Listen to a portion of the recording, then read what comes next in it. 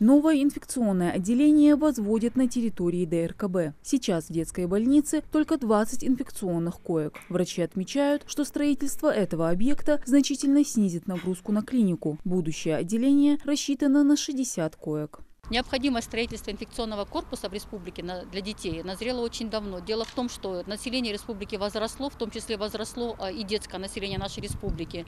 Инфекционные больные могли лечиться по сегодняшний день, лечатся только в 2 отделениях инфекционных нашей республики. Одно отделение базируется на базе Малгобекской ЦРБ, это отделение и для детей, и для взрослых. Другое отделение находится на базе республиканской больницы ИРКБ.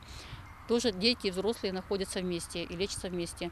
Подрядная организация «Лидерстрой» начала строительство нового инфекционного отделения в 2021 году по нацпроекту здравоохранения. Оно будет соответствовать всем стандартам. Современная вентиляция с бактерицидными фильтрами, операционная и реанимационная. Работу одновременно на 4 этажах специалисты завершили более чем наполовину. У нас идут отделочные работы в основном. Завершены работы по малярке. Сейчас идет работа по облицовке стен керамической плиткой. Практически завершена тоже на 100%, осталась половая плитка. Идут работы по устройству вентиляции, канализации, отопления. Одновременно со строительством корпуса благоустраивают и прилегающую территорию. Контроль и мониторинг работы подрядной организации на объекте ведет технический надзор.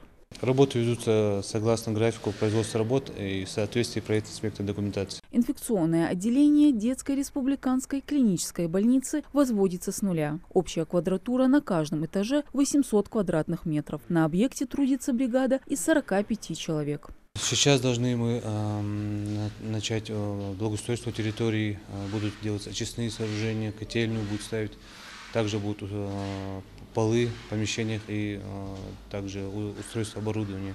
На строительство нового инфекционного отделения было выделено 437 миллионов рублей. На эти средства закупили и некоторое оборудование. Трансформатор.